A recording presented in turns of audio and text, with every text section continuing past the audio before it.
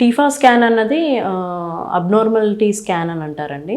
అది జనరల్‌గా మనము 18 వారాలు లేదా 16 వారాలు కూడా కొంచెం హై రిస్క్ ఉంటే 15, 16 వారాల నుంచి కూడా చేయొచ్చు.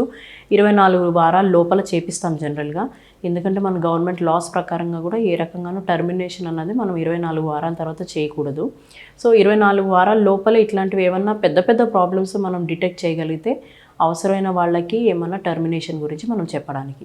అయితే టీఫా స్కాన్‌లో అన్నీ బయటపడతాయి. అంటే పెద్ద పెద్ద ప్రాబ్లమ్స్ ఖచ్చితంగా బయటపడతాయండి. సో టీఫా స్కాన్ చేయించడం చాలా ఇంపార్టెంట్.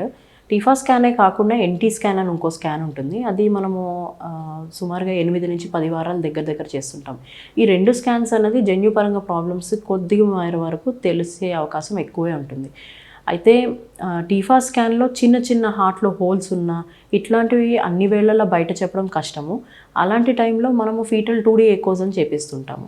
లేదా ఫీటల్ ఎంఆర్ఐ అని చేపిస్తుంటాం. ఇప్పుడు వెన్నుపూసలో ఏదైనా చిన్న చిన్న ప్రాబ్లమ్స్ లాగా మనకు డౌట్ అన్నది టీఫాలో చూపిస్తే ఖచ్చితంగా ఏ ప్రాబ్లమ్ అన్నది టీఫా చెప్పలేకపోవచ్చు. అలాంటప్పుడు మనం ఫీటల్ ఎంఆర్ఐ అని కూడా వెళ్తాము. ఎంఆర్ఐకి వెళ్ళినప్పుడు కొంచెం బోన్స్‌ని, మసిల్స్‌ని మనం బెటర్‌గా చూడడానికి అవుతుంది. అది చూసి కొంతవరకు చెప్పొచ్చు. ఇట్లాంటివే కాకుండా ఎస్ఎంఏ అంటే స్పైనల్ మస్కులర్ అట్రోఫీ అంటారు. అంటే కాళ్ళు చేతులు కదలలేకుండా మెంటల్లీ వాళ్ళు బాగానే ఉంటారు. కానీ లూజ్‌గా ఉండడము, పవర్ లేకుండా ఎప్పటికీ వీల్ చైర్ మీద ఉండడం అట్లాంటివి కూడా ఉంటాయి. అలాంటి వాటికి కూడా కొన్ని టెస్ట్‌లు ఇన్వేజివ్‌గా చేస్తుంటారు.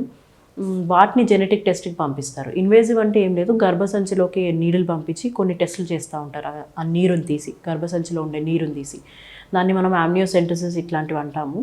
సో మనకి ఏమన్నా టీఫా స్కాన్‌లో కానీ, ఎన్‌టీ స్కాన్‌లో కానీ ఏమన్నా ప్రాబ్లమ్ లాగా గర్భసంచిలో కనబడినప్పుడు ఇటువంటి టెస్టులు చెప్తూ ఉంటారు. సో గర్భం దాల్చిన తర్వాత ఈ 2 స్కాన్‌లు చేయించడం చాలా ఇంపార్టెంట్. ఈ ఆమ్నియోసెంటసిస్ అన్న టెస్ట్ అందరికీ చెయ్యరండి. జనరల్‌గా ఏదైనా అబ్నార్మాలిటీ ఉంటేనే చేస్తారు. ఎందుకంటే ఆమ్నియోసెంటసిస్ ఎంతన్నా కొంచెం రిస్కీ ప్రొసీజర్. కానీ అవసరమైతే ఖచ్చితంగా ఏమన్నా అబ్నార్మాలిటీ లాగా మనకు కనబడుతోంది స్కాన్‌లలో అలా అన్నప్పుడు చేయించడమే ఇంపార్టెంట్. చేసి దాని రిపోర్ట్‌ని ప్రకారంగా తర్వాత స్టెప్ అనేది ఫార్వర్డ్ తీసుకోవడం జరుగుతుంది.